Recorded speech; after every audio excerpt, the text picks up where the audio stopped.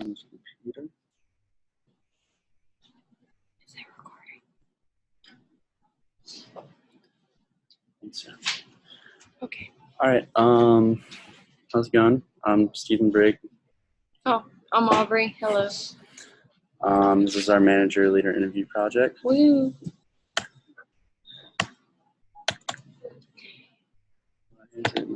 There we go.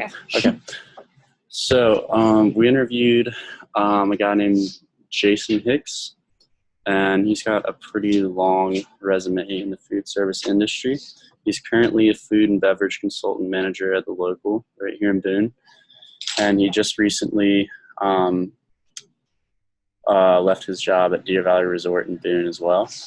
He used to own his own hibachi restaurant in Sarasota, Florida. The only reason he left that is after the BP Gulf oil spill. It kind of put him out of business.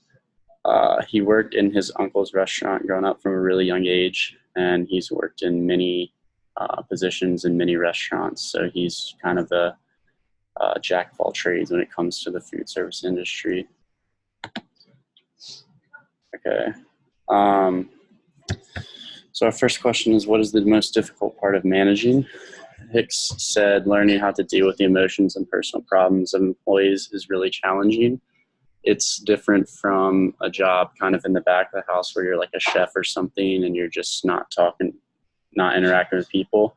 You know, when you're a manager, you're actually interacting with people a lot more. So you have to be understanding and a good friend to the staff and to your customers, obviously. So, yeah.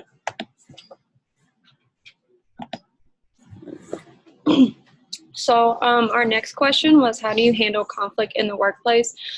He gave some pretty straightforward answers. He said he talked about how the company needs to be put first in some situations, and the reputation of the company is actually very important. And employees versus employees, often they handle that conflict discreetly, and they tend to, give them different shifts or let them go, like how it says in the PowerPoint. Also, if there is a customer versus employee, customers are always right. That term is still very near and dear to the kitchen world today, I guess.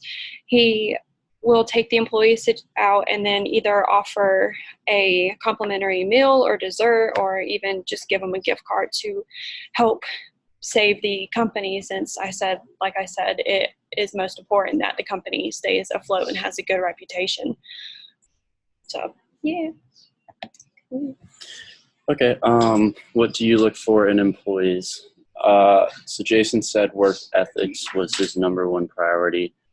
He's a big believer in the saying that you get what you give. So employees must put in a lot of hard work and everything to really earn their place. He wants to see employees that have an eagerness to learn and a good memory. He said experience is one of the most important things when looking who to hire in the restaurant business and who to promote. And he definitely did not agree with how some restaurants have done hiring based on physical appearance. Some places that have been known to do that have been like Hooters and Olive Garden and some other restaurants. He thinks it should be more based on the person's ethics and their experience. Okay, so the next question after that was, what are his goals? What were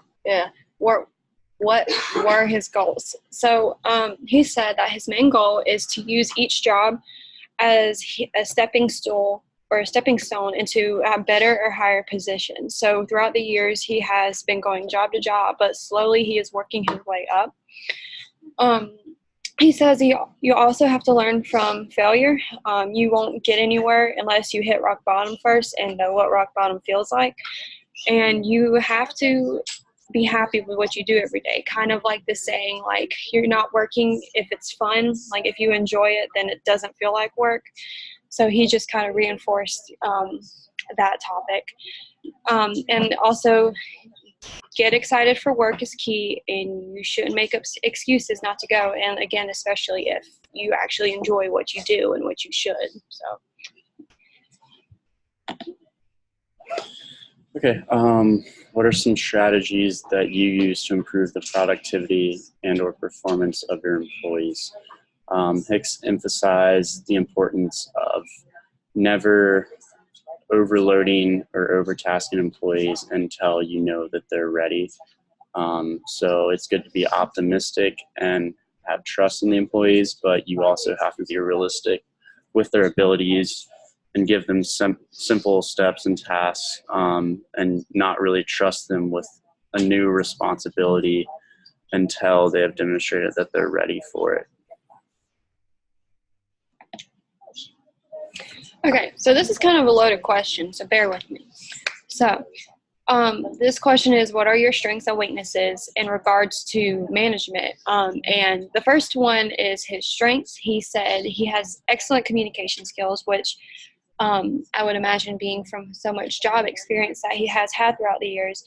And he is also understanding and empathetic of the people around him, which is a very critical strength to have. He said with all his experience since he was younger, he has a lot of chef skills and knowledge about all and everything restaurants. So that really does benefit him and his jobs and whatever he wants to do next. His weaknesses, he says he can be a little bit cocky sometimes and over his head whenever stuff goes a little bit right for him, and also butting heads with some people. He said that he has different personalities with different people, whether they're a customer or an employee or not. It's just depending on who they are, like how you treat them, and he just doesn't think that's a very good trait to have, so that's why he grouped them in with his weaknesses. And then also, he has too much of a high expectation for young employees who tend to be inexperienced, and he thinks that they should know everything right off the bat. So he has trouble dealing with that and remembering that they're not experienced and that they're learning. So.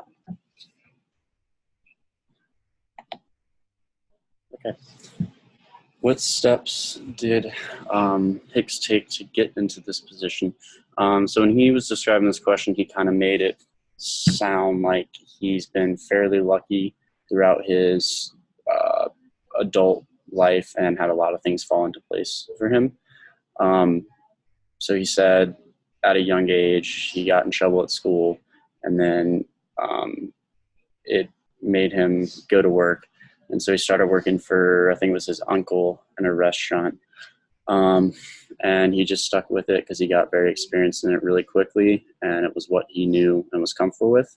And he also knew he could go into any town in any area, and there would be work available to him at a pretty decent pay. So he's got high job security with it, and he said another reason he's always stuck with it is he just has a big interest in food, since it's so commonplace in our society, obviously. He's also good friends with the owner of a restaurant locally, and is just a very internally motivated person. Okay, the next question that we asked him was, do you see yourself in this position for a long period of time?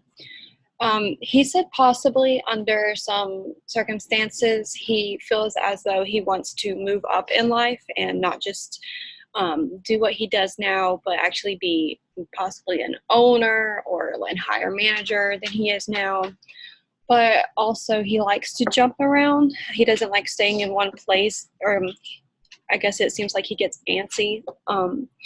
So that also could kind of conflict with the idea of being an owner. He just doesn't know yet. He has a lot of broad dreams, I guess, in his head that he hasn't thought about yet until I guess we asked him this question. But he does not plan on staying at the local forever. He definitely will jump around again. So that's all I got. It's a pretty small question. Okay.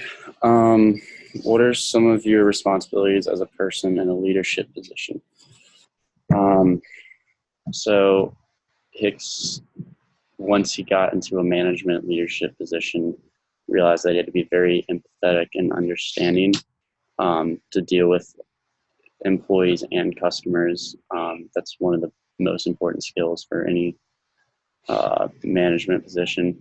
But on top of that, his duties are things such as managing product cost analysis, a high food output to quality,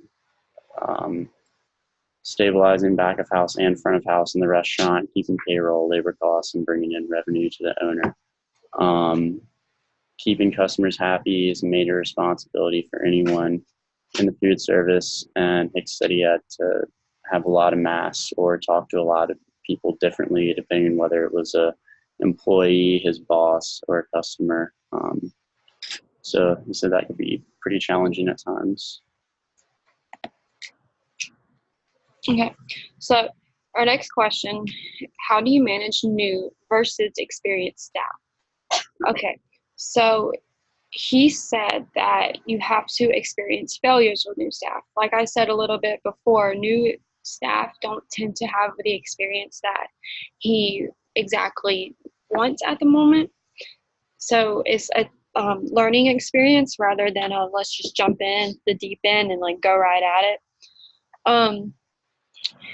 You tend to have habits that stick with employees who are not new, because the new employees are very impressionable when it comes to having to learn what to do. But if you have older and employees who have been there longer, then it's just harder to break old habits that would seem not beneficial for the restaurant itself.